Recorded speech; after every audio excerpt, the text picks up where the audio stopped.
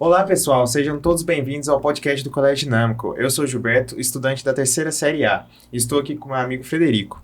Fala pessoal, meu nome é Frederico, sou também do aluno da terceira série A e estou aqui com a minha amiga Yasmin. Oi pessoal, meu nome é Yasmin, também sou da terceira série A e estou aqui com meu amigo Iago. Olá, eu sou o Iago, eu sou da terceira série A e a gente vai falar sobre antiguidade e os pontos principais que caem no seu vestibular. Primeiramente, a gente quer agradecer ao professor Gabriel, que está conosco aqui presente, e pela oportunidade da gente realizar esse podcast. É isso aí, gente. Eu tenho certeza que vai ser uma conversa maravilhosa. Então, pessoal, começando aqui com o contexto introdutório, a gente vai ter aqui sobre o Egito. Então, a gente vai ter que entender primeiro qual era o modo de produção, então, o modo hidráulico.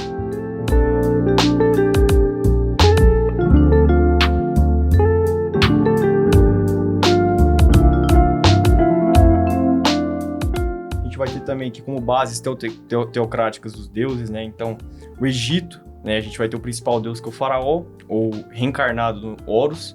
E aí a gente vai ter também que, como ele era um deus, a sociedade girava basicamente em torno dele, e aí a sociedade era bastante hierarquizada.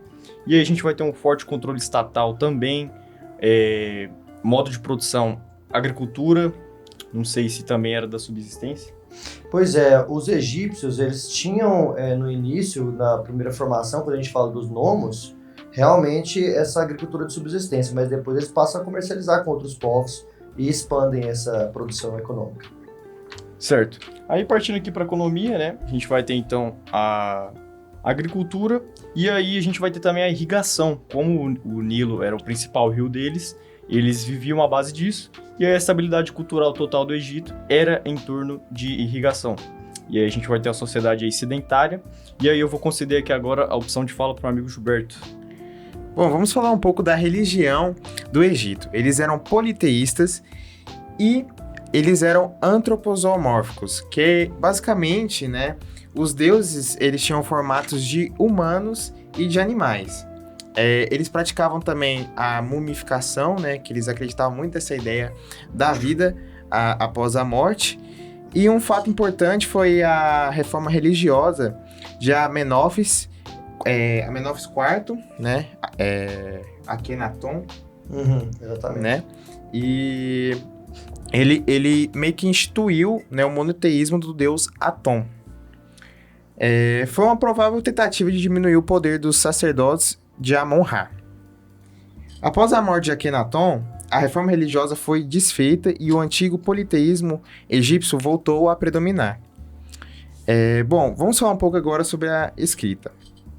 A gente teve a escrita dos hieróglifos, eles eram mais voltados para a religião e logo surgiu a escrita hierática, né?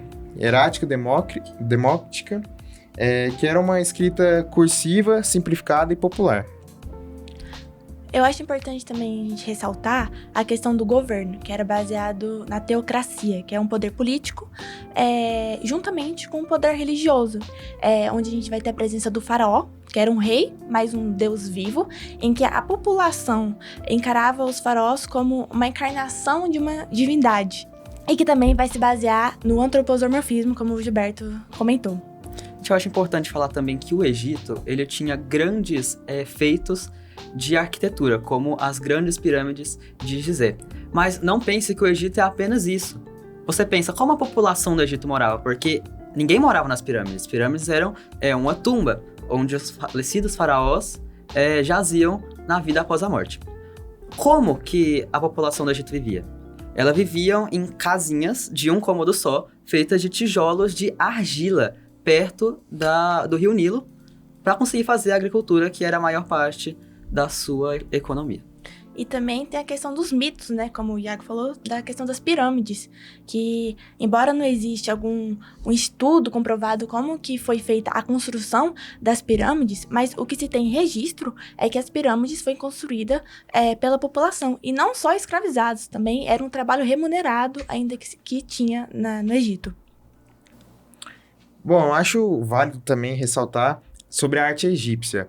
Ela era fortemente ligada, né, à religiosidade e tinha algumas, como eu posso dizer, algumas técnicas, né, que era a lei da simetria, a lei da frontalidade, né, o peso das almas, e não existia a valorização individual dos artistas. Houve a continuidade desse estilo artístico ao longo de muito tempo, com exceção da reforma religiosa de Akenaton. E também os egípcios fabricavam vinhos e cervejas, além de realizar trocas comerciais com os povos mesopotâmicos.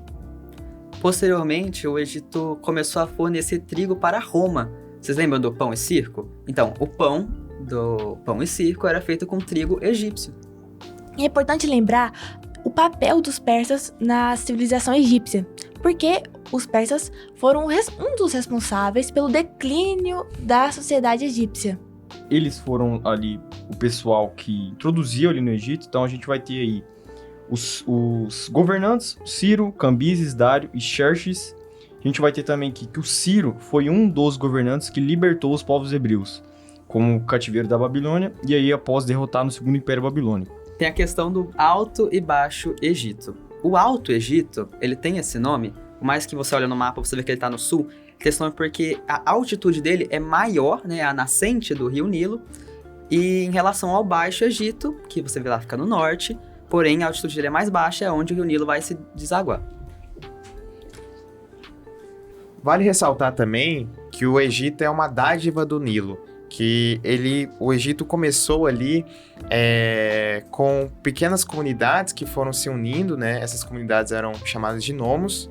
E aí, esses dois reinos que havia, o Alto Egito e o Baixo Egito, se unificaram sob a liderança de Menés.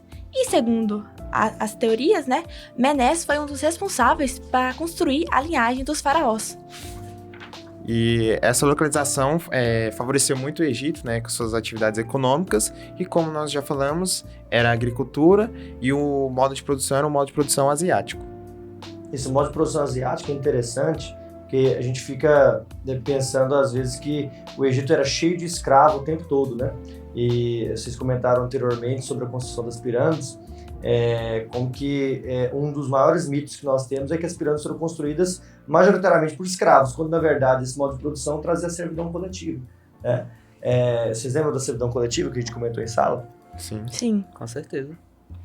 Então vamos lá, pessoal. A gente vai ter a sociedade egípcia composta por também, além de escravos, né, que eram os povos prisioneiros de guerras. A gente vai ter então camponeses, os escribas, sacerdotes e desde as classes mais altas que eram os deuses. Então faraó. E aí a gente vai ter também os comerciantes, que eram quem faziam as trocas comerciais. E a gente pode entrar com a ideia também de burguesia, né? Os burgueses, que hoje em dia se denomina como pessoas aí de classe alta, pessoas ricas, né? E aí a gente vai ter também que o faraó era um deus que acumulava muito poder e riqueza, e por isso muitos deles acabavam escravizando pessoas que eram até artesãos, comerciantes. E aí a gente vai ter que, como eles tinham uma economia baseada aí na agricultura, eles também praticavam o comércio de mercadoria e trabalho pelos rios. Então, o rio Nilo, processo de irrigação e agricultura. E também, as pirâmides, ao longo do tempo, foram substituídas por templos. Haja vista que as pirâmides eram... Quem podia entrar era só da alta sociedade. E com os templos, toda a população, como o Frederico até comentou, da organização da sociedade, todos poderiam entrar nesses templos para aproximar os faraós da população. O que fomentou ainda a visão, né, da sociedade, dessa encarnação divina, né? E sem contar que era muito caro também fazer as pirâmides e não compensava. Porque tanto que você vê aí que as de Gizé são apenas 3 e a gente teve muitos mais faraós do que só apenas 3. Então faz até sentido fazer isso. E não somente isso, as outras pessoas importantes do clero do Egito também foram colocados em cemitérios especiais, que eu esqueci o nome agora. O Vale dos Reis, você está comentando? Isso aí. Interessante. Interessante falar sobre isso, né, porque a gente está usando aqui alguns termos que normalmente são cunhados depois, como burguesia e clero, de maneira geral, né? Burguesia para comerciantes, mesmo que esse termo surja depois da Idade Média, e no caso do clero também no mesmo contexto da Idade Média, mas os sacerdotes, né, que é o que você estava comentando, Iago, realmente eram pessoas muito importantes e que muitas vezes também estavam no Vale dos Reis como nobres e faraós. O Tutankhamon, por exemplo, foi enterrado no Vale dos Reis. E também muitas pirâmides também, devido à questão do solo, foram soterradas, Gabriel? Elas sofreram ações do tempo, né? Mas as pirâmides de Gizé não foram soterradas, né?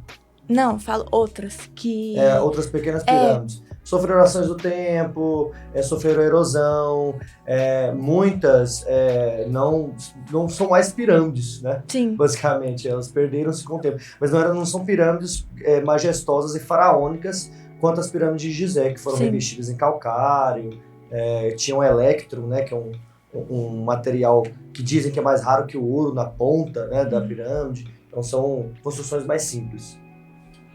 Também eu acho interessante a gente estar analisando, né, que a maior parte da população egípcia vivia em uma condição precária, né, em contraste, né, ao luxo, né, e riqueza dos faraós e de seus familiares, dos sacerdotes que viviam ali numa qualidade de vida imensa. Então, eu acho que a religiosidade, né, foi um fator que eles acreditavam, assim, que à medida que eles serviam o faraó, eles teriam uma qualidade de vida depois da morte, Uma vida após a morte. Uma vida após a morte com uma situação melhor, né? Depois de passar pelo Tribunal de Osíris, obviamente. Vocês lembram do Tribunal de Osíris? Sim, que é o julgamento, né, que colocava o coração da pessoa contra uma pena. A pena da deusa Maat, a deusa da justiça e da verdade. E o que acontecia com a galera? Depende, né? Do coração. É porque o coração representava as ações das pessoas. Então, se o coração da pessoa fosse mais leve que a pena, aí ela teria uma vida eterna, não é, Gabriel? Vocês lembram o nome da criatura? Não. A Amit. Era uma criatura com cabeça de crocodilo. Um negócio que aterrorizava as crianças do Egito naquele contexto. Era a cuca do Egito. A cuca do Egito. E também a escrita hieróglifa foi decifrada graças à Pedra de Roseta, descobrido em 1799 por soldados franceses que estavam na região. Então, assim, é interessante que isso até se relaciona, né, com essa ideia de servir o faraó, né, para você não ter seu coração mais pesado que a pena, né, porque servir o faraó seria uma atitude boa, né, então, para você ter uma vida após a morte de qualidade. Aí a gente também teve uma hegemonia de Alexandre o Grande, em que teve presente a cultura grega com a cultura egípcia, que até a gente vai ter a Biblioteca de Alexandria lá no Egito. Eu também acho muito importante a gente comentar algumas questões, já que a gente está focado no vestibular para a aprovação vier. Para quando a aprovação vier, vocês poderem agradecer a gente. E lembrar dessa questão, caso caia uma parecida, né? Porque o Enem tem dessas de repetir o assunto, mas nunca a questão. E a gente também tá focando em temas que caem dos vestibulares. Então, tudo que a gente vai abordar aqui são posicionamentos que pode cair nos vestibulares. Então já vai deixando nos comentários a resposta que você acha dessa questão que a gente vai estar resolvendo. E comenta aí se você acertou ou não. Questão do Enem PPL. Na Mesopotâmia, os frutos da civilização foram partilhados entre diversas cidades e estados.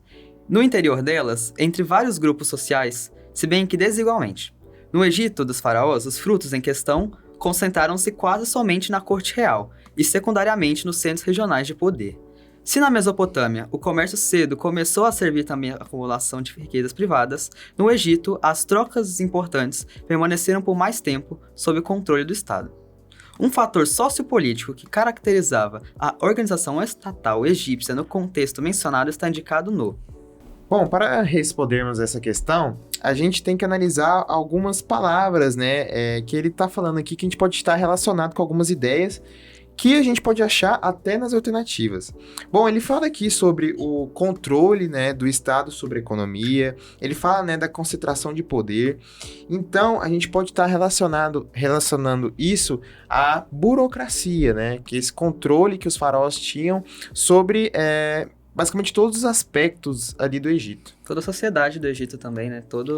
Outra palavra-chave também, cidades-estado, né? Que eram cidades que tinham um controle que o Estado detém. Então a gente já pode relacionar a ideia aí de um governo, por exemplo, e assim já descartar algumas alternativas. Isso é uma estratégia de conseguir resolver a questão do Enem de forma mais, digamos, entre aspas, facilitar, né, todo o processo. Então, uma coisa que sempre que o Gabriel comenta nas aulas com a gente é primeiro ler o enunciado para ver o que o enunciado pede. Depois, quando você vê o que o enunciado pediu, você vai direto para os textos, que aí você já consegue ter um texto guiado para conseguir resolver as questões. Então, é igual os meninos estavam fazendo, né? Selecionar as palavras-chave para resolver a questão com maior facilidade. Eu recomendo você, enquanto você estiver fazendo a questão, quando você estiver no seu Enem, você circular as palavras-chave. É muito importante, porque senão, às vezes, quando você está lendo o texto, você se perde. E circula também o comando da questão, só pedindo, de acordo com o texto, você vai ter que olhar no texto, né? Não tem jeito. Mas tem vezes que apenas o enunciado já te dá direcionamento, você nem precisa ler o texto, só as questões. E aí você ganha tempo, né? Porque no Enem são 90 questões no primeiro dia, né? Então, já para facilitar. Só que a gente tem que tomar cuidado com uma coisa. O Enem, muitas vezes, vai colocar duas alternativas que o conteúdo tá certo. E você fica sempre entre essas duas. Como que você consegue sair dessa lacuna? Como que você sai dessa encruzilhada? Qual que você vai marcar? Se as duas estão certas de acordo com o que você estudou? Então, aí as respostas vão estar no texto. Relacionadas com o texto, né? Então, toda vez que você tiver dúvidas entre as alternativas, volta no texto, que lá vai estar a resposta. E analisa sempre o comando da questão. Talvez a questão está te pedindo algo que tem uma alternativa que esteja certa com o conteúdo, mas não é o que o comando da questão pede. Então, vamos tomar bastante cuidado com isso. Outra dica aqui também, a própria questão já te dá o contexto principal na Mesopotâmia, então já tenta puxar já características já gerais da Mesopotâmia, escreve ele do lado ali do enunciado, isso vai te facilitar aí encontrar a alternativa com certeza. Sim, sim. Inclusive, como a gente falou anteriormente, se a gente bater o olho na alternativa E, eu acho que a gente já pode, né, descartar ela. Com certeza. Esgotamento do fundamento teocrático, como assim? Sendo que o faraó era visto como Deus vivo na Terra. Então, a gente já bate o olho e descarta. E também que se manteve presente até o final do Egito, né? Então, obviamente, essa não será correta. Outra coisa, eleição de conselhos provinciais. Gente, vocês acham mesmo que o Egito é uma democracia? Vamos pensar sobre isso, aí já pode eliminar essa questão. Sim, a alternativa B também, né? Instituição de assembleias locais, sendo que o poder estava concentrado todo na mão do faraó, a economia, como ele fala aqui, né? Todo o tempo sob o controle do Estado. Então a gente já pode estar eliminando essa também. E atrofiamento da casta militar. O que tem a ver com militarização? Só sobra a D. Só sobra a D. Como falamos, retirando palavras, né, do texto, a gente tinha falado sobre burocracia. E tá justamente nessa alternativa D, né? Fortalecimento do aparato burocrático. Tem um peguinha, né? Por mais que comece falando da Mesopotâmia, ele tá perguntando do Egito. Então você tem que sempre ler o enunciado da questão. Fora que a gente consegue, né, anular a alternativa A, porque houve o fortalecimento da casta militar e não o atrofiamento, né, que é o enfraquecimento. Então a gente vai ficar com a alternativa D de fortalecimento do aparato burocrático. Até porque nessa distribuição, quem também pegava muitos frutos dessa civilização eram os próprios militares, que estavam ali servindo o faraó mais diretamente. Com essa deixa, vamos falar sobre Mesopotâmia.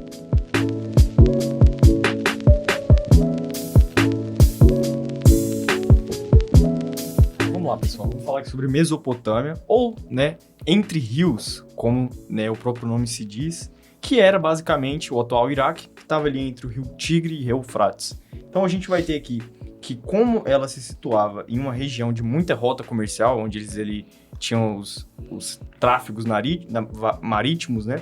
A gente vai ter ali então que houve muita disputa, então houve muita disputa territorial ali. Então indo aqui para a parte de povos, né? A gente teve os principais povos sumérios, assírios e babilônicos. E aí, né, a gente teve a escrita cuneiforme, ou hieróglifa, e aí depois, logo disso, vai ter a fonética também. E aí, os povos sumérios, não sei se é isso mesmo, Gabriel, que elaboraram um calendário em 12 meses. Pois é, os sumérios, além de estudar os astros e elaborar essas primeiras formas de calendário, que sim, muitos registros mostram que também tornava entre 12 meses, eles eram grandes intelectuais em várias áreas, né? Você falou da escrita cuneiforme, por exemplo, eles que fundaram. E a própria roda, né? Hoje a gente tem carros girando, né? Rodando por aí. E eles também criaram também os primeiros templos religiosos, chamados de zigurates.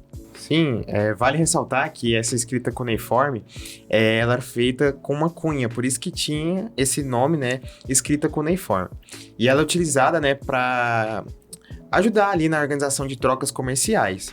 E os babilônios, eles inventaram um código muito antigo de regras, que era o Código de Hammurabi. Esse código de Hammurabi era baseado na lei de Talião, olho por olho, dente por dente. E que a punição também era proporcional ao seu crime, por isso esse ditado. E também foi um dos primeiros códigos civis criado. Uma obra literária dessa antiguidade é a Epopeia de Gilgamesh, que tem a presença da narrativa do dilúvio. Que foi a primeira obra épica, antes até da Ilíada e da Odisseia. Bom, temos algumas principais construções, dentre elas os Jardins Suspensos da Babilônia e a Torre de Babel. O fator político importante é o cativeiro da Babilônia. Milhares de hebreus do reino de Judá foram transportados para a Babilônia e lá foram escravizados. Eles foram libertados por Ciro, rei dos persas. Uma curiosidade dos povos mesopotâmicos é que a divisão da hora em 60 minutos vem deles. Então, que está presente no nosso dia a dia, né? Então, você percebe como que vai passando, né, as características culturais, matemáticas ao longo do tempo. E era 60 por causa que a base deles eram 60, por causa da mão. Se você olhar aqui, tá vendo os vincos que você tem nos dedos? Se você contar cada um deles, vai dar 12 no total. E com a outra mão, 12 vezes 5, você tem 60. Você não conta o dedão, que o dedão você usa para contar os vincos da sua mão. E também, eles também tinham um modo de proto-asiático, mas que não era em toda a Mesopotâmia, era só algumas civilizações. E uma característica também é a relação dos rios Tigres e Eufrates. Por quê? Porque eram rios muito violentos. Então, com a cheia, às vezes, acaba que às vezes perdia toda a produção agrícola, diferente dos povos egípcios, que o rio Nilo já era um rio mais ameno. E aí, eles tiveram a construção do Dix, que eram tipo barragens, Gabriel. São tecnologias de drenagem, né? E também de barragens para evitar que as cheias imprevisíveis dos rios Tigre e Eufrates pudessem destruir as plantações. Sim. Eles também eram um povo muito engraçado. A primeira piada que a gente tem registro é da Mesopotâmia, e ela é bem engraçada. Eu vou contar pra vocês aqui, tentem não rir. Um cachorro entra numa taverna e diz: tá muito escuro aqui, vou abrir essa. Muito cômico, não é mesmo, gente? Bom, dito isso, vamos para a questão do Enem, que fala sobre Mesopotâmia. Vamos começar lendo o comando da questão. Nesse contexto de organização da vida social, as leis contidas no código citado tinham o sentido de... Então, ele fala, né, de leis contidas num código. Provavelmente esse código, né, falando de antiguidade, é o Código de Hammurabi. Vamos ler o texto. Sexto rei sumério, governante entre os séculos 18 e 17 a.C., é nascido em Babel, Hammurabi, pronúncia em babilônio, foi fundador do primeiro Império Babilônico, correspondente ao atual Iraque, unificando amplamente o mundo mesopotâmico, unindo os semitas e os sumérios, elevando a Babilônia ao máximo esplendor. O nome Hammurabi permanece indissociavelmente ligado ao código jurídico tido como o mais remoto já descoberto, o Código de Hammurabi. O legislador babilônico consolidou a tradição jurídica, harmonizou os costumes e estendeu o direito e a lei a todos os súditos. Então aí, no texto, você já pode perceber que ele já fala do Código de Hammurabi. Falando do Código de Hammurabi, você já lembra que é o quê? É os povos mesopotâmicos. Aí, no enunciado, ele fala: nesse contexto de organização da vida social, as leis contidas no código citado tinham o sentido de... Então, o que ele quer? Ele quer saber o que continha nesses códigos de Hammurabi, que, como a gente já citou, era baseado na lei de Talião. Olho Sim. por olho, dente por dente. Essa lei de Talião, né, olho por olho, dente por dente, já vem essa ideia, né, de punição. Se você cometer um crime, você vai ter uma punição relativa a esse crime, né? Então, a gente já pode estar pensando, né, nessa palavra, punição. Vale lembrar que também variava de acordo com a posição social. Se você fosse um homem livre, a pena era uma. Se você fosse escravo, a pena era outra, né? Tem essa questão da desigualdade também. Na letra A, a gente tem assegurar garantias individuais aos cidadãos livres. Eu não vi algo relacionado a garantias individuais nesse texto. Então, eu acho que essa alternativa a gente pode estar descartando. O que você acha, Iago? Eu acho que a gente já pode descartar isso aí, porque ela não vai assegurar garantias individuais aos cidadãos livres, ela vai mais meio que tipificar todos os delitos que você poderia cometer nessa época e suas respectivas punições, levando em consideração também a sua classe social. Olha aí, Iago. Na letra B já tem a palavra tipificar regras referentes aos atos dignos de punição. Nem precisa ler as outras, mas já marca essa. Mas só lendo aqui, pessoal, pela letra C, conceder benefícios, pelo contrário, né? Ainda mais para os prisioneiros de guerra, totalmente aí uma questão equivocada, seria retirar benefícios. Então, indo para a letra B, para a letra D, promover distribuição de terras aos desempregados urbanos. Estamos dizendo que tem reforma agrária na Mesopotâmia, gente, por favor. Sim, né? desde a antiguidade, a gente viu no Egito, a gente tem uma desigualdade social absurda, uma desigualdade latifundiária também. Então, a gente descarta essa também. Um detalhe, na C tem uma palavra, né? O indulto. O indulto, vocês sabem que é o perdão, que inclusive hoje em dia existe na República Brasileira, né? Perdão, se você cometer um crime, por exemplo, o presidente ele pode conceder indulto a você. Inclusive tem um documento, né, Gabriel, que você pode pagar que você consegue o perdão, né? Lá no período da Idade Média para a Idade Moderna, né? Inclusive foi isso que os protestantes acabaram questionando, né? A indulgência. É a mesma etimologia, indulto de perdão, indulgência, que é o perdão que era pago na Idade Média e na Idade Moderna. Então, realmente, tudo isso está interligado da linguagem, né? E na letra E, conferir prerrogativas políticas aos descendentes de estrangeiros. Gente, o Código de Hammurabi não tem nada a ver com isso. Então, ficamos por aqui com Mesopotâmia e vamos seguir para a Grécia Antiga.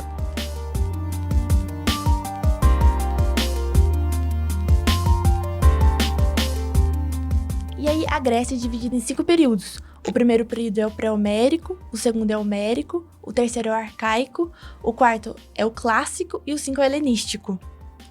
Bom, alguns tópicos iniciais sobre Grécia Antiga. A sua geografia estimulou o desenvolvimento em cidades-estado, que eram as polis. Os gregos chamavam o seu território de Hélade. Era uma unidade cultural e política. Vamos começar falando de período pré-homérico. O período pré-homérico foi fundamental para a formação da civilização grega. E a gente vai ter os povos de origem indo-europeus, os aqueus, os jônios e os eólios. A gente tem também a presença dos dórios, né? E os jônios, eles formaram Atenas e os dórios formaram Esparta. Bom, Os aqueus invadiram e dominavam a ilha de Creta, dando origem à civilização creto-micênica. Que aí futuramente vai ter uma guerra com a cidade de Troia, que ficou conhecida como Guerra de Troia, e também importante, né, até da questão da Ilíada e Odisseia, da epopeia, que se fundamentou. Um detalhe interessante da gente observar é como que, assim, Esparta e Atenas vão vir lá no período arcaico, mas sim, o que o Gilberto falou é interessante isso. Como que a cultura jônica ela foi fundamental para a formação de Atenas e a cultura dórica para a Esparta, né? A civilização creto-micênica é a primeira civilização que a Grécia vai ter. né? E o conflito com Troia, que é narrado lá no período homérico, realmente tem uma ligação com os povos que habitavam a região da civilização creto-micênica e todos os outros que vão se formar a partir da invasão dos dórios, né? O finalzinho do período pré-homérico. Foi a primeira diáspora grega, né, Gabriel? Que os dóricos invadiram com armas de ferro, uma tecnologia que os gregos não tinham anteriormente, e por isso que eles tiveram que sair de forma desordenada durante toda aquela região que virou a Grécia nos próximos períodos. Então, a primeira diáspora grega foi um processo migratório da civilização creto-micênica para outras regiões. E é um detalhe interessante citar por que chama pré-homérico. É do Homero mesmo, o escritor da Ilíada e da Odisseia, que não tem registros para dizer se ele existia mesmo, né, não, Gabriel? Pois é, o Homero, muitos debates se realmente ele existiu. É um debate que também rodou a figura do Sócrates uma época, né? Mas no caso do Sócrates, a gente já tem muito mais documentos que podem atestar a sua existência. O Homero, no caso, pode ter sido um pseudônimo, a gente não sabe, ou pode ter sido produzido por outros diversos escritores, mas muitos debates ainda e não tem um consenso sobre a existência do Homero ainda. E aí a gente vai entrar agora no segundo período, que é o período homérico, que foi fundamental para a formação das cidades-estados e a formação gentílica. E aí a gente também vai ter a segunda diáspora grega, que na verdade foi uma expansão territorial. Por que essa expansão territorial? Porque com o aumento da população, a produção agrícola ficou insuficiente para a quantidade de pessoas que haviam na região. Então eles começaram a se expandir à busca de novos territórios. E uma coisa que é importante citar também é que os gregos eles eram politeístas, né? E os deuses deles, diferentemente dos egípcios, eles eram antropomórficos. Eles pareciam humanos, eles agiam como humanos, eles não eram deuses idealizados. Eles tinham as suas brigas. Na história grega, você pode ver, a história de todos os mitos são conflitos entre deuses. Então, a gente tinha um brigando com o outro, um traindo o outro. Eles eram bem humanos mesmo. E era uma sociedade patriarcal e com uma economia agropastoril. Bom, entrando no período arcaico, a gente teve o principal acontecimento, que foi a formação das polis. A base da economia, né, vamos começar aí com Esparta. A base da economia espartana era a agricultura, era aristocrática, conservadora, militarista e também era xenofóbica. Eles não simpatizavam ali com o pessoal que não era espartano. Isso vem da herança dórica deles, né? Sim. Na Esparta também tinha uma educação muito rígida e uma sociedade fechada. Como o Gilberto falou, eles eram xenofóbicos, né? Então, estrangeiros não eram muito bem-vindos em Esparta. E uma coisa engraçada de Esparta é que eles tinham 2 reis de dinastias diferentes, chamada de Diarquia. Diarquia. Obrigado, explodiu na cabeça. Uma assembleia também com 28 cidadãos e 5 anciãos. O senhor sabe me dizer o que seria aí, né, essas assembleias, Gabriel? A Assembleia dos Cidadãos é uma assembleia que é formada pelos espartitas, os espartanos. São os espartanos de nascimento, né?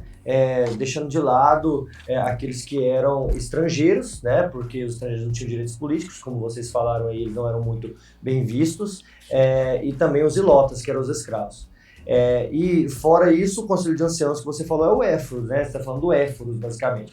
Tem 2 conselhos, na verdade, entre aspas, de anciãos, se a gente for falar. Tem a Gerúsia, que aí é uma quantidade bem maior de anciãos que fazem essa administração, mas tem também o Éforos, que eram esses 5 que você está falando, que era a instância superior do poder de Esparta. E aí a gente vai ter a Atenas, que já vai ter uma democracia direta. Antes da democracia, houve uma rebelião da população contra a tirania, e a gente vai ter a figura muito importante de Clístenes, que trouxe a democracia para Atenas. Bom, a gente teve a criação da primeira democracia do mundo, né? O ostracismo. Você pode me explicar, Gabriel, o que seria isso? O ostracismo é uma característica da democracia ateniense, né? Na verdade, é a ideia de proteger essa democracia, entre aspas. Tem até a piada do Iago. Como é que você tinha falado, Iago? Que a Atenas, ela tem o quê? Ela é sabor democracia. E por quê, né? Porque, na verdade, não é igual a democracia de hoje, que ela abraçava todo mundo. E o ostracismo era uma forma de excluir uma pessoa que estivesse ameaçando essa democracia. E não só essas pessoas também, né, Gabriel? Porque as mulheres, os escravizados, os estrangeiros não podiam também participar da política, Das decisões, das né? decisões. Só homens livres. Então, fazendo uma relação interdisciplinar com a filosofia, Atenas foi o berço da filosofia, onde surgiu os primeiros filósofos, Platão, Sócrates, Aristóteles.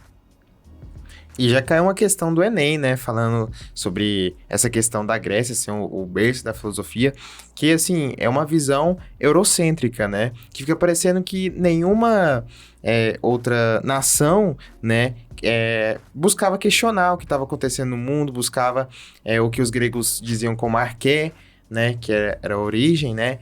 Então, a gente tem essa visão, né, que a filosofia surgiu na Grécia, mas ela surgiu em várias partes do mundo e em tempos diferentes. E primeiro... Pode falar? Não pode falar. O primeiro grande filósofo grego que a gente vai ter é o Sócrates, né, que viveu no período clássico, e ele vai ensinar Platão, que vai começar a difundir os seus conhecimentos, porque Sócrates mesmo não escreveu nada, né? Então até tinha gente que debatia a existência de Sócrates, porque ele não deixou nenhum registro escrito.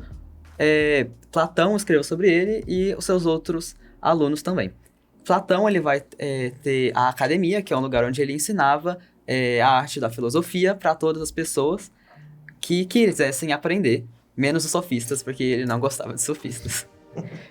Uma coisa engraçada que aconteceu com Platão é que a gente tem uma figura, o Diógenes, o cínico, que uma vez Platão estava ensinando na academia, querendo saber o que era o homem. E aí ele descreveu o homem como um bípede sem penas.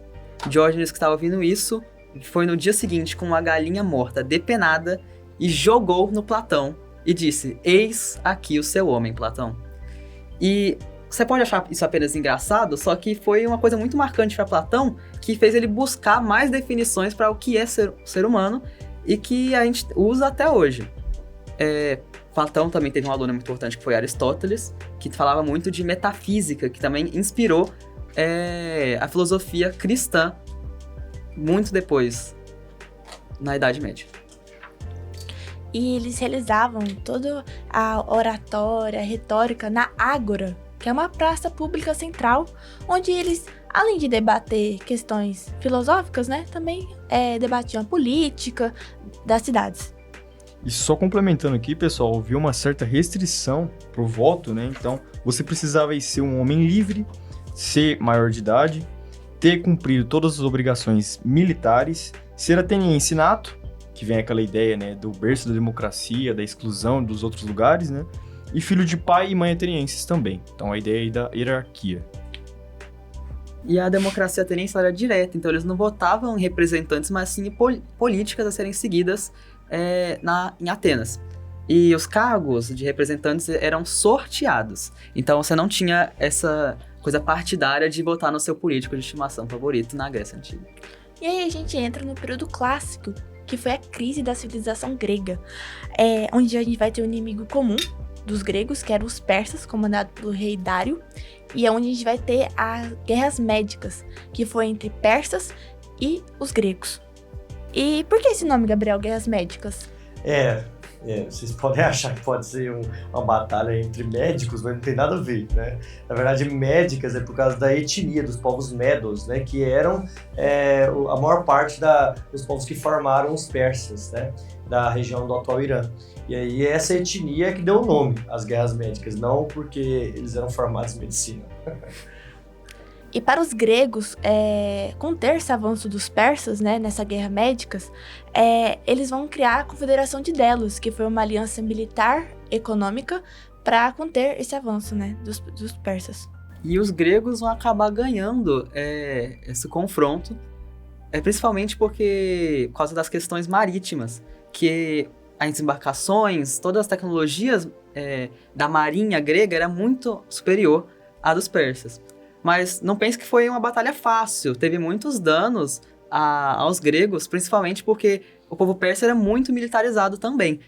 Grande parte da expansão territorial deles vem disso, mas eles avisavam antes, né? Eles falavam assim, A gente vai invadir vocês vão dar de bom grado ou a gente vai ter que atacar? E também tem uma história muito interessante que chama a cidade de Maratona, né? Por que recebeu esse nome, Gabriel? É porque assim, a Batalha de Maratona foi a primeira batalha que os atenienses venceram dos persas, né? E, inclusive, isso fez os atenienses se tornarem líderes da Liga de Delos, né? Da Confederação de Delos. E diz a história que, ao ganharem a batalha, um mensageiro foi enviado para Atenas para contar que eles tinham vencido a batalha.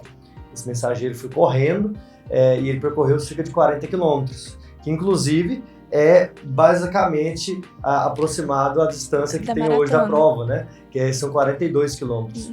E diz a história que ele chegou, falou, vencemos, ou algo parecido, e morreu, né? Então ficou, inclusive, o nome Batalha de Maratona, por causa da região, e a prova maratona tá ligado, o nome da prova maratona tá ligado a esse conflito, esse evento. Só fazendo até uma relação, que aproveitando esse termo maratona, da questão das Olimpíadas na Grécia, que tinha um viés religioso para homenagear Zeus, mas também um viés esportivo também. Eu queria comentar que esse negócio do mensageiro de maratona é uma baita sacanagem que fizeram com o cara, porque ele corre 42 km e morre, pra homenagear ele você corre 42 km e não morre. Imagina, ele deve estar lá olhando assim, do ladinho de Hades, no submundo, nos Campos Elíseos, olhando assim, que sacanagem que esse povo tá fazendo comigo. Pois é, e continuando, essa Confederação de Delos, posteriormente dessas guerras médicas, vai ter as guerras púnicas. Por quê? A Confederação de Delos, liderada por Atenas, vai ter uma intriga, né, com a Confederação do Peloponeso, liderada por Esparta, que ficou conhecida como Guerra dos Peloponesos. Teve uma certa hegemonia de Atenas, né, durante o final, né, das guerras médicas. E isso intrigou muito Esparta. E aí, essa guerra do Peloponeso é conhecida como suicídio grego. Durou 17 anos e foi responsável por o declínio dos gregos. Sim, então teve a ascensão, né, dos macedônios que aproveitaram, né, que a Grécia estava enfraquecida e dominaram a região, né? Alexandre o Grande não foi bobo, viu o que estava acontecendo e dominou a região. Inclusive, Gabriel, Alexandre o Grande foi discípulo de Aristóteles? Essa informação é verídica. Alexandre o Grande, ele ainda era pequeno quando Filipe II da Macedônia, que era o pai dele, dominou a região. E aí ele foi criado por Aristóteles, enquanto tutor dele, né? E Alexandre o Grande acabou respeitando muito a cultura grega, ao passo que ele crescia, ele se aproximava cada vez mais dessa cultura. Tanto que ele levou essa cultura para várias partes do Império, depois que ele se tornou adulto e aumentou ainda mais essa expansão territorial. E isso ficou conhecido como período helenístico, né? Então, foi o declínio completamente da civilização grega. Diógenes parte 2. Uma vez Diógenes estava pegando o sol e Alexandre o Grande, recém-conquistado a Grécia, chega lá, fala, Diógenes, eu sou muito seu fã, porque Aristóteles contava para mim as suas histórias e eu vou fazer uma oferta para você. Qualquer coisa que você pedir agora, qualquer coisa eu te dou. Diógenes olhou para ele cansado e falou, vai pro lado, você tá tampando meu sol. Essa história é muito interessante, né? Como que o contato entre Alexandre o Grande e o filósofo Diógenes de Sinope levou até uma reflexão. Será que os bens materiais é que trazem a felicidade mesmo? O sol já era a felicidade do Diógenes. E tinha outro encontro entre os dois, esse não foi o único. Uma vez, Diógenes estava olhando ossos e Alexandre o Grande parou, olhou assim e falou, nossa, Diógenes, o que você está fazendo? Ele falou que eu tô tentando diferenciar os ossos do seu pai e dos escravos dele. Ele quis dizer que não tem diferença entre o pai e o escravo, que são todos humanos, e não devia ter essa questão de superioridade do pai do Alexandre o Grande. Soco no estômago. Então vamos resolver outra questãozinha aqui do Enem. Texto 1. Solon é o primeiro nome grego que nos vem à mente quando terra e dívida são mencionados juntas. Logo depois de 600 a.C., ele foi designado legislador em Atenas, com poderes sem precedentes, porque a exigência da distribuição de terras e o cancelamento das dívidas não poderiam continuar bloqueados pela oligarquia dos proprietários de terra por meio da força ou de pequenas concessões. Texto 2. A Lei das 12 Tábuas se tornou um dos textos fundamentais do direito romano, uma das principais heranças romanas que chegaram até nós. A publicação dessas leis por volta de 450 a.C. foi importante, pois o conhecimento das regras do jogo da vida em sociedade é um instrumento favorável ao homem comum e potencialmente limitador da hegemonia e arbítrio dos poderosos. Só para não gerar confusão, essa lei das 12 tábuas foi que garantiu a igualdade jurídica entre patrícios e plebeus na Roma Antiga, que mais adiante a gente vai falar sobre. O ponto de convergência entre as realidades sociopolíticas indicadas nos textos consiste na ideia de que a gente tem 5 alternativas. O que é a convergência? Convergência é o que tem em comum, né? Que se encontram. Isso, a lei das 12 tábuas, ela foi importante, a Yasmin falou, para a igualdade jurídica, né? Para diminuir as desigualdades, falando mais especificamente, entre patrícios e plebeus, que continuou tendo certas desigualdades, mas diminuiu um pouco essas desigualdades. E o primeiro texto fala de algo parecido, né? O que vocês acham? Eu acho que ele fala da distribuição de terras, né, e do perdoamento de dívidas. Então, os dois textos falam sobre dar direitos aos menos favorecidos e acabar com essa desigualdade jurídica. Então, a gente já pode eliminar algumas alternativas. Letra A. Discussão de preceitos formais estabeleceu a democracia. O que a gente acha? Marcamos essa? Não, acho que a gente pode descartar porque esses preceitos formais não estabeleceram assim a democracia, né? Então a gente já pode eliminar a letra A, né? Que é a discussão de preceitos formais estabelecendo a democracia. Até porque a Roma nunca foi uma democracia, então não tem como essa lei das 12 tábuas estar estabelecendo a democracia. E Solon também precedeu a democracia grega. Então não tem como ser a letra A. Letra B. Invenção de códigos jurídicos desarticulou as aristocracias. Pelo contrário, né? Articulou as aristocracias, né? Mas o que quer dizer com desarticular ou articular? Basicamente, o que ele está querendo dizer aqui é que as aristocracias perderam o seu domínio, o seu poder e, de certa forma, a sua hegemonia, né? Só que, veja, as aristocracias não ficaram desarticuladas por causa desses códigos jurídicos. Elas só diminuíram as desigualdades entre as pessoas, mas elas permaneceram articuladas, permaneceram no poder, tanto que Solon é visto como o criador da democracia. A Yasmin falou que Clístenes é o grande criador da democracia na Grécia Antiga, e o Iago acabou de falar que Roma não teve democracia. Então, realmente está só guiando para a ideia de que essa alternativa não está correta, porque a gente permanece com as aristocracias mandando depois. Exatamente. Letra C. Formulação de regulamentos oficiais instituiu as sociedades. As sociedades existiam muito antes desses documentos, né? Então a gente não pode afirmar que esses documentos que consolidaram essas sociedades. A Grécia data de bem antes. Letra D. Definição de princípios morais encerrou os conflitos de interesse. Não encerrou. Que até vai estar presente na Roma. Sim. Como a gente acabou de comentar, né? Os interesses continuam sendo conflituosos. Continuam acontecendo esses conflitos entre patrícios e plebeus em Roma, e na Grécia entre eupátridas e a população no geral. Vocês acham mesmo que só para colocaram igualdade jurídica entre patrícios e plebeus, a gente não vai ter os plebeus querendo mais liberdade e os patrícios querendo que os plebeus tenham menos liberdade para continuar sendo explorados? Então não é por causa que a gente vai ter esse texto que a gente vai ter encerrada a luta de classes. Então não pode ser a letra D. Então ficamos aí com a letra E. Criação de normas coletivas diminui as desigualdades de tratamento.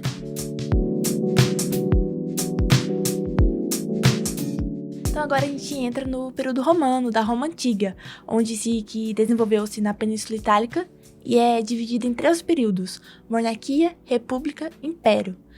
Império teve o Alto Império e o Baixo Império. Então vamos começar aqui pela monarquia, que foi nos períodos de 753 a.C. até 509 a.C. Devido a essa distância de tempo, pouco sabemos efetivamente sobre o período. As fontes relatam que esse período escreveram séculos após o ocorrido. Os relatos possuem um forte caráter mitológico, e os romanos acreditavam que existiam 7 reis no período, sendo os últimos deles da etnia etrusca. O primeiro rei, Rômulo, o suposto fundador da cidade. O último rei, Tarquínio, o soberbo. A integração dos povos que formaram os romanos. A sociedade era dividida em os patrícios, que tinham controle de terra, ou seja, eram latifundiários, e também que tinham participação política. Abaixo deles, a gente tinha os clientes. O que eram esses clientes, Gabriel? Os clientes, eles eram associados aos patrícios e eles tinham alguns benefícios por estarem associados aos patrícios, né? Patrícios, grandes detentores de terra, e os clientes acabavam tendo pequenas propriedades por causa disso. Entendi. E também não tinham participação política, né? Na verdade, não. Os patrícios são aqueles que têm grande participação política no Senado. Além do período da monarquia, a gente tem os reis etruscos, né? Sim. E aí, abaixo dos clientes, a gente vai ter os plebeus, que eram comerciantes, mas que não tinham também participação política, e escravidade de dívidas ou de aprisionamento de guerras. Aí a gente teve o fim da monarquia, que foi um conflito entre o rei etrusco e os patrícios. Por quê? Os patrícios ficavam com medo do poder estar só na mão do rei etrusco. E aí a gente vai ter a deposição do rei, dando fim ao período monárquico. Assim, instaurando-se a República, o Senado tornou-se a principal força política de Roma. E foi um período que a Roma se expandiu bastante. E a gente teve um grande divisor de águas que levou Roma a se tornar uma imensa potência territorial. Foram as Guerras Púnicas, que ocorreram durante o período republicano. A gente vai ter as Guerras Púnicas, que foram conflitos da Roma com Cartago, que era uma cidade que era dos fenícios. Lembra que a gente falou da Mesopotâmia um tempo atrás? Então, os fenícios. O que acontece? Eles estavam querendo lutar para ver quem teria o domínio do mar Mediterrâneo. Que depois que Roma ganhou esse conflito, ficou conhecido como Mare Nostrum, que significa o mar é nosso. É importante lembrar também que os patrícios criaram a república por benefício próprios. E aí, os plebeus, ao longo do tempo, eles vão conseguir benefícios para participarem da política da Roma Antiga. Sobre as conquistas da plebe, a gente teve os tribunos da plebe, onde os plebeus passavam a ter representantes dentro do Senado. E aí a gente vai ter que, como duas pessoas importantes, os irmãos Tibério e Graco. Só complementando aqui, as leis das 12 tábuas, né? Foram as primeiras leis escritas dentro da história de Roma. Com leis escritas, ficava mais difícil para os patrícios interpretá-las conforme seus interesses. E também a gente teve a Lex Canuleia, que permitiu o casamento entre patrícios e plebeus e o fim da escravidão por dívida. Não que isso acontecesse com muita frequência, né? Porque... E as Não, pode falar. E as licínias sextias, que era quando os plebeus conquistaram o direito de se candidatar ao próprio cargo de magistrados. E aí, a gente vai ter a formação dos triunviratos. A gente vai ter o primeiro triunvirato. O triunvirato significa poder entre homens. Então, o primeiro triunvirato, a gente vai ter uma figura muito importante de Júlio César, que, como ditador, Júlio César concedeu a cidadania aos estrangeiros e promoveu a construção de obras públicas. Só que as suas medidas desagradaram os patrícios, porque os patrícios tinham medo de... Ele tomar o poder deles, né? Achavam que eles iam tomar o poder e por isso que eles assassinaram Júlio César. Com 23 facadas, ele foi apunhalado pelo Senado. E uma curiosidade interessante, né, que supostamente sua esposa, no dia de seu assassinato, teve um pesadelo ruim, né, que ele havia sido assassinado, e pediu para ele ficar em casa. Então ele ficou, né, só que o Brutus foi pessoalmente na casa dele convencer ele a comparecer na reunião, onde ele foi apunhalado, e supostamente, né, quando ele virou, ele disse, até tu, Brutus, Tem as versões que dizem que é até Tu, mais meu dramático, né? Até você, meu filho. Nossa, quando você pensa, né? A traição sendo vista ali nos seus últimos momentos, né? A pessoa que você confiava, porque o 10º Bruto era um cara muito próximo dele. Por isso que ele conseguiu convencer o Júlio César aí. Aí a gente vai ter o segundo triunvirato, que tinha o mesmo objetivo do primeiro, que um nome importante vai ser Otaviano, que se autoproclamou Imperador Otaviano Augusto. Então, o segundo triunvirato era composto por Marco Antônio, Otaviano e Lépido. O Marco Antônio era bastante amigo do Júlio César, e Júlio César foi um cara que teve um caso com a Cleópatra. E aí, no dia de sua morte, né, eles cortaram os laços aí, e aí mesmo após a morte, Marco Antônio teve um caso com a Cleópatra, e aí ele... Não sei depois dessa parte. Diz que, na verdade, Marco Antônio sofreu com a morte de Júlio César, enfim, e inclusive vingou a morte de Júlio César junto com Octaviano, que era filho adotivo do Júlio César. E depois o Marco Antônio teve um caso com a Cleópatra por se aproximar do Egito, inclusive porque no triunvirato ele tinha responsabilidade de estar governando a parte próxima ao Egito, né? Então, tanto Júlio César quanto Marco Antônio tiveram casos amorosos românticos com a Cleópatra e resultou depois até na morte do Marco Antônio, né? Eu não sei se vocês viram ou pegaram aí no material de vocês a Batalha de Áxio ou o finalzinho desse período que fez com que Octaviano depois, inclusive, se declarasse imperador por ter vencido a disputa no segundo triunvirato. Inclusive, ele obtém alguns títulos, né? Príncipes, senatus, o tribuno da plebe e o chefe supremo do exército, que era o imperador. Basicamente, o que é o imperador? É o cara que manda no exército, né? Porque os generais ficam muito importantes no final da República pelo expansionismo territorial. E aí, por isso que o imperador, o que é o imperador? É o cara que manda no exército e que agora, como o exército é uma das instituições mais importantes de Roma, também o seu líder que vai ser a figura mais importante, dividindo aí seu poder com o Senado, mas é claro que muitas vezes o Senado vai ter seu poder sufocado pela figura do imperador. E aí a gente entra na crise da República, porque teve a tentativa de implementação de uma lei agrária, o Senado romano convoca uma ditadura e a gente vai ter a política do pão e circo.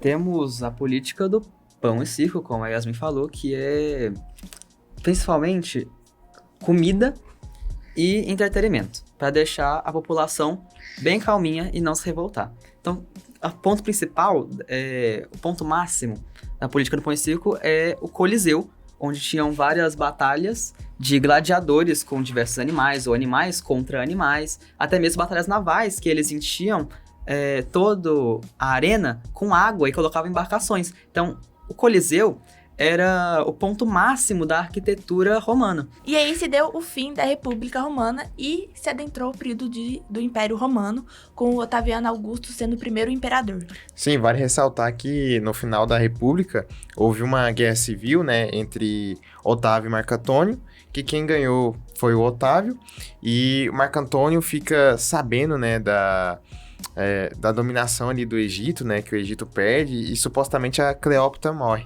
Então Marco Antônio não aguenta, né, viver com essa angústia e se suicida, mesmo sem saber se Cleópatra morreu ou não. E a Cleópatra, ela morreu também de suicídio, não foi? Inclusive, diz aí os relatos que foi depois do Marco Antônio, inclusive. Ele recebeu uma fake news aí, né, fazendo essa associação com os termos de hoje, mas ela supostamente deixou uma cobra venenosa picar ela, e ela também foi de arrasta, como dizem hoje, né? E aí, o Império é dividido em Alto Império e Baixo Império. O Alto Império, ele é caracterizado por uma instabilidade econômica, conhecido como Pax Romana, onde a gente vai ter um período de instabilidade em vários setores, não só econômico, mas político. Aí a política do pão e circo vai ser ampliada, ou seja, vai ter a presença dela mais ainda na sociedade, e vai ter uma diminuição gradativa da expansão territorial. Aí vai ter o surgimento do cristianismo, só que vai ter uma controvérsia porque o Império não concordava com esse monoteísmo cristão. Vale ressaltar também que o cristianismo, né, foi a oposição ao poder divino do imperador e a perseguição aos cristãos, morte no Coliseu e crucificação. Aí a gente vai ter 2 éditos, né? O Édito de Milão, que era a proibição de perseguição aos cristãos, e o Édito de Tessalônica, que é quando a Roma se converte ao cristianismo. Que aí inicia o Baixo Império. Que é o declínio do Império Romano, né?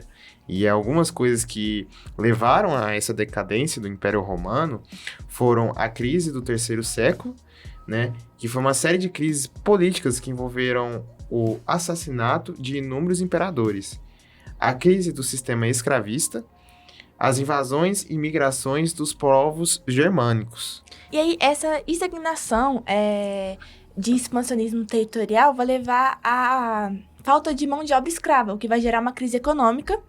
E, posteriormente, os povos bárbaros vão voltar a atacar a Roma, já que agora ela não está tão forte, né?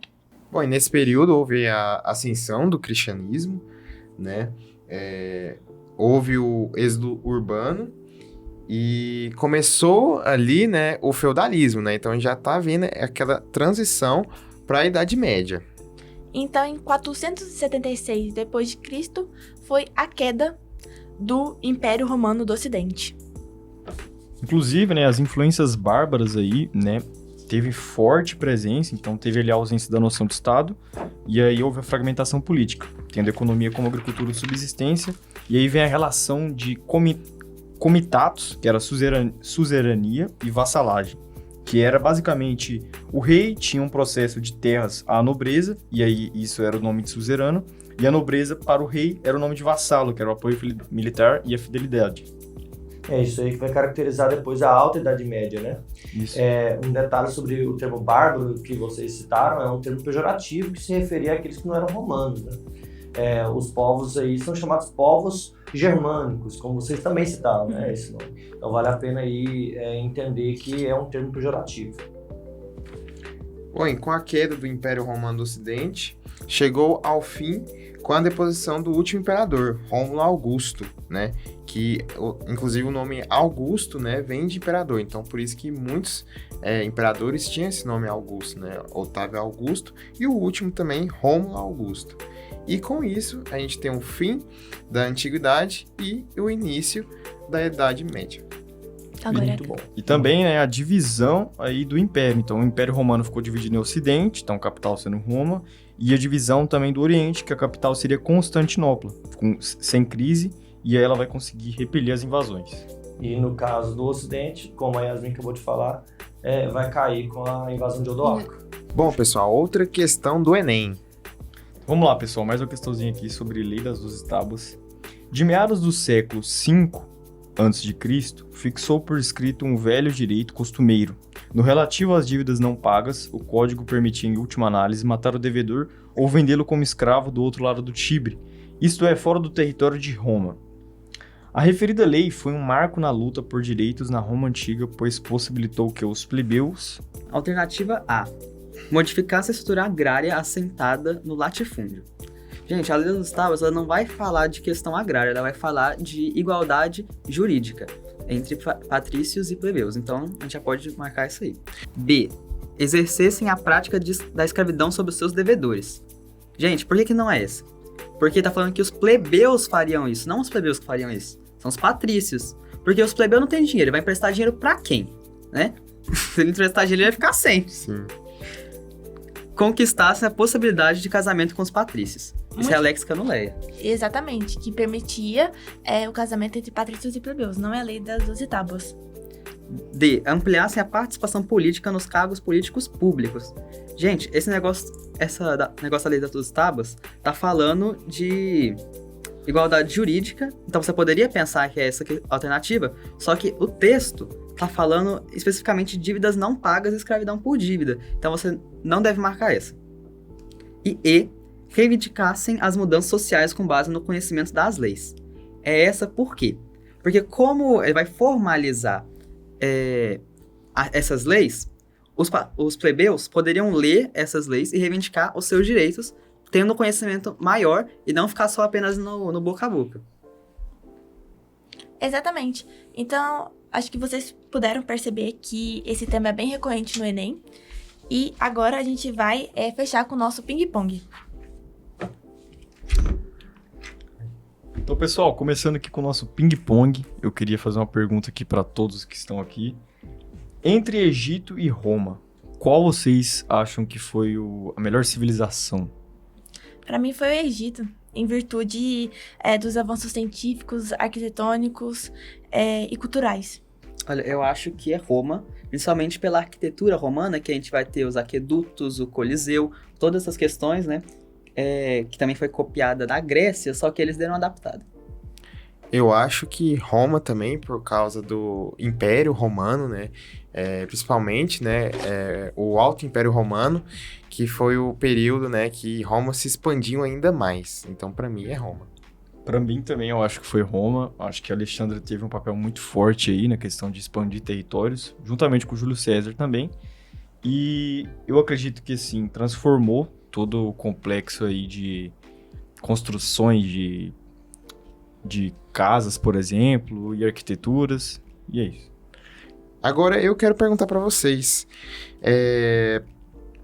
qual líder vocês acham, assim, mais impressionante? Alexandre o Grande ou Júlio César? Para mim foi Alexandre o Grande, devido toda a sua expansão territorial que mudou o eixo cultural completamente da região. Eu também vou de Alexandre o Grande, principalmente pela dominação dele da Grécia, que foi muito importante para a Macedônia. Bom, eu vou de Júlio César, porque ele expandiu a Roma e assim ele acabou abrindo caminhos para expandir aí territórios para outros líderes também. Bom, eu acho também que Alexandre o Grande, por conta, né, que o Império Macedônico foi um império muito grande também, e também porque Alexandre o Grande foi discípulo de Aristóteles. E para vocês, qual mitologia foi mais impressionante? Olha, eu vou ter que ir de mitologia grega, que é muito marcante, porque até hoje a gente fica no nosso imaginário popular. Tem várias séries, filmes. Por exemplo, a gente pode citar aí o Percy Jackson, que cita bastante. A gente pode citar também Epic, o musical, que conta a história da Odisseia, de Homero. E é por isso que eu vou de grega. Eu também fico de mitologia grega, né? Principalmente pelos filmes, né? Percy Jackson é um clássico, né? Eu acho que todo mundo já assistiu. E também por causa das epopeias, enfim, vários livros. Então, eu fico, sim, com a mitologia grega. Bom, também fico com mitologia grega. Eu acho que mudou completamente o cenário atual e tudo que foi transformado desde aquela época até o de hoje. E é isso. Eu fico com a mitologia romana. Eu acho muito interessante a questão da história do Rômulo do Remo, que pra mim falou disso, eu lembro de Roma na hora. Então, acho muito, muito interessante.